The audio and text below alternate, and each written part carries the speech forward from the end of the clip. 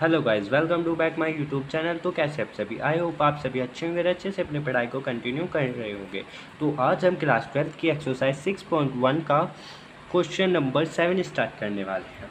तो चलिए क्वेश्चन पढ़ते हैं। तो इसमें हमें दिया हुआ है एक आयत की लंबाई x 5 सेंटीमीटर पर मिनट की दर से घट रही है।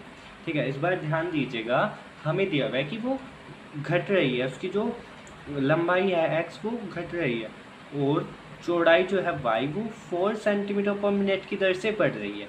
तो कहने का मतलब क्या है कि जो आयत है, एक इसमें हमें आयत दिया हुआ है, ठीक है, तो थोड़ी सी, तो जो ये x है, ठीक है, x हमें दी हुई है लंबाई, ये जो है घट रही है, मतलब ये हमेशा छोटी होती जा रही है और जो चौड़ाई है वो बढ़ती जा रही है। चौड़ाई क्या है, ये वाली y,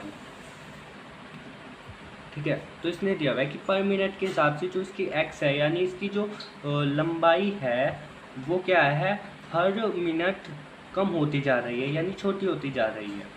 घटने का मतलब क्या है, वो हर मिनट कम हो रही है और जो चौड़ाई है वो हर मिनट बढ़ रही है, यानी बड़ी होती जा रही है।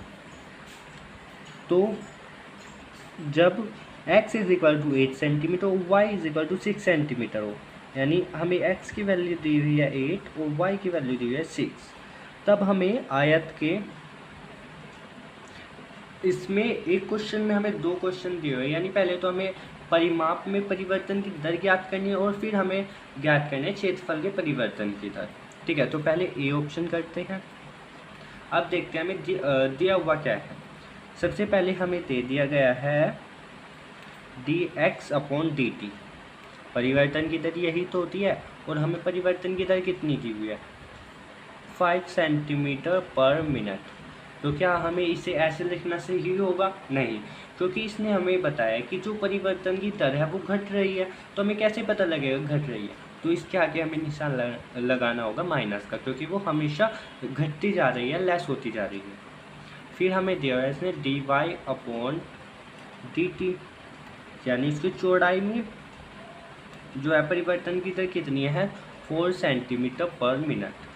ये बढ़ रही है, हमेशा क्या हो रही है, जो इसके चौड़ाई में परिवर्तन की दर है बढ़ रही है। जब अब इन्होंने हमें x की वैल्यू भी दे दी है 8 सेंटीमीटर और y की वैल्यू भी दे दी गई है 6 सेंटीमीटर। तो अब हमें ज्ञात क्या करना है, हमें ज्ञात करना है परिमाप में परिवर्तन की दर। ठीक है, तो जो आयत का परिमाप होता है, आयत का परिमाप होता है वो क्या होता है, परिमाप, ये तो सभी को पता होगा कि आयत का परिमाप क्या होता है। आयत का परिमाप होता है 2x + y। ठीक है, ये होता है आयत का परिमाप। अगर मैं कुछ टाइम के लिए आयत के परिमाप को मानूं a, तो हमें ज्ञात क्या करना है, सबसे पहले वो लिख लेते हैं। हमें ज्ञात करना है dA/dt। ठीक है, क्वेश्चन सोल्व करने से पहले आप ध्यान दे लीजिएगा ध्यान से कि हमें ज्ञात क्या करना है, क्योंकि जब हमें पता होगा कि हमें ज्ञात क्या करना है तो हमें थोड़ा सा क्वेश्चन सोल्व करने में आसानी हो जाएगी।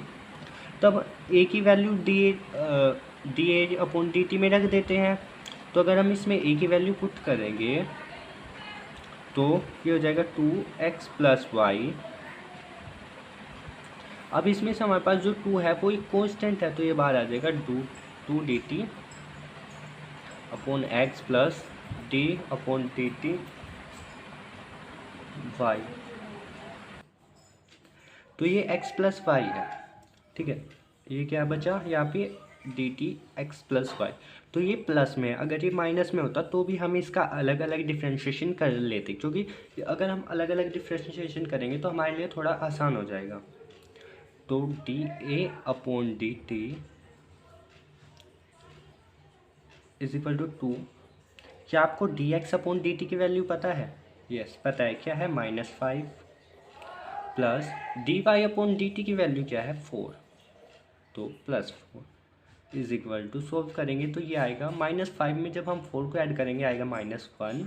तो ये क्या हो जाएगा, 2 की मल्टीप्लाई जब -1 से करेंगे तो आएगा -2 सेंटीमीटर पर मिनट। इस बार ध्यान दीजिएगा कि यहाँ पे सेकंड नहीं है, यहाँ पे मिनट है। क्यों है, क्योंकि इस बार जो हमें क्वेश्चन में x और y दिया गया था वो इस बार सेंटीमीटर में, और जो हमारे पास परिवर्तन की दर है एक्स या वाई में, वो इस बार हमें मिनट में दी गई थी, ना कि सेकंड में।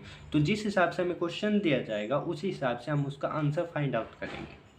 तो आई होप आपको समझ में आया होगा। तो देखिए ये हमने अलग अलग कैसे किए। ये एक रूल होता है, जब भी हमारे पास कोई भी अवकलन ऐसे आ जाता है x प्लस वाई या x माइनस वाई, तो हम उसको अलग अलग डिफ्रेंशिएशन कर सकते हैं, तो वो भी हमारे पास सही रहेगा। D X upon D T plus या minus D Y upon D T.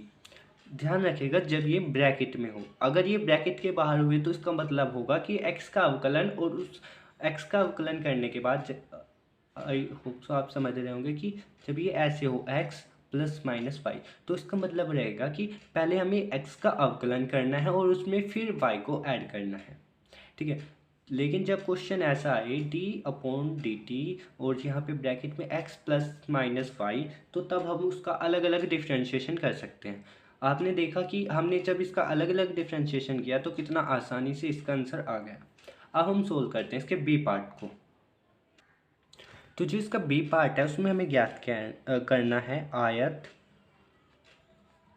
के क्षेत्रफल में परिवर्तन की दर। तो सबसे पहले आयत का क्षेत्रफल देख लेते हैं। अगर मैं इसको बी मानूं, चलिए ए ही मानते हैं क्योंकि एरिया को ए से लेंगे तो ज़्यादा अच्छा रहेगा। तो आयत का क्षेत्रफल क्या होता है? ए।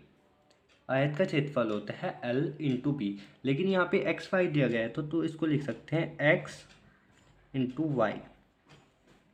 और हमें ज्ञात क्या करना है? हमें ज्ञात करना है D A upon D T is equal to question mark. तो चलिए ज्ञात करते हैं।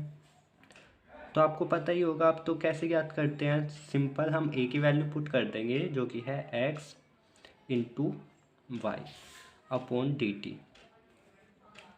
तो यहाँ पे हमारे पास दो फंक्शन हो गए, एक हो गया एक्स फर्स्ट फंक्शन और एक हो गया वाई सेकेंड फंक्शन। तो इसका फॉर्मूला क्या कहता है? डी अपॉन डी टी, यह तो आपने पढ़ा ही होगा, u इंटू वी। नहीं पढ़ा तो आप देख लीजिए। अगर मैं u को फर्स्ट फंक्शन और v को सेकंड फंक्शन मानूँ तो इसका डिफरेंशिएशन क्या होगा? First function as it is यानी u as it is, v का डिफरेंशिएशन जिसके सापेक्ष हमें करना है, प्लस अब second function as it is, और जो हमारे पास फर्स्ट फंक्शन है उसका अवकलन। तो इस तरह हम करते हैं। तो सेम फॉर्मूला यहाँ पे अप्लाई करेंगे, यानी फर्स्ट फंक्शन जो हमारा एक्स फंक्शन है वो एज इट इज़ और वाई का अवकलन, प्लस अब जो हमारा सेकंड फंक्शन है वो एज इट इज़ और फर्स्ट फंक्शन का अवकलन।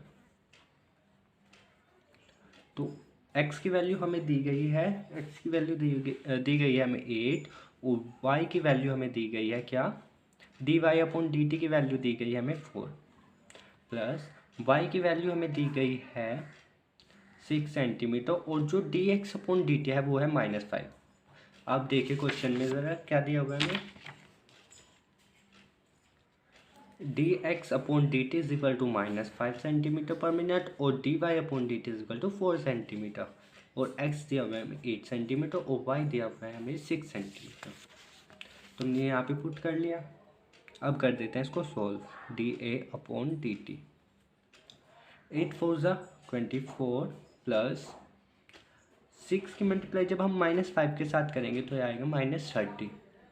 तो 24 प्लस -30 इज इक्वल टू क्या आएगा? -6 सेंटीमीटर स्क्वायर पर, क्या आएगा इस बार? आएगा सेंटीमीटर स्क्वायर पर मिनट, ठीक है। तो ये हमारा हो गया D A upon D T. तो ये कैसे हमने इसका मात्रक निकाला? देखिए ऊपर क्या था? डी ए यानी ए क्या होता है? एरिया, जो कि हमने माना था क्षेत्रफल, और क्षेत्रफल की विमा हमेशा या तो मीटर स्क्वायर होगी या सेंटीमीटर स्क्वायर। तो यहाँ पे क्वेश्चन में सेंटीमीटर है तो हम मानेंगे सेंटीमीटर स्क्वायर। नीचे है टी, तो टी की विमा होती है मिनट, जो कि हमें दी हुई है क्वेश्चन में ही। तो इस तरह हमारा सेकंड पार्ट भी सोल्व होता है, -6 जिसका आंसर है। अब मिलते हैं हम अपनी नेक्स्ट वीडियो में, तब तक के लिए thank you, keep watching and keep learning. देखिए यहाँ पे 8 जो थी वो दी हुई थी हमारे पास, एक्स की वैल्यू 8 सेंटीमीटर, वाई जो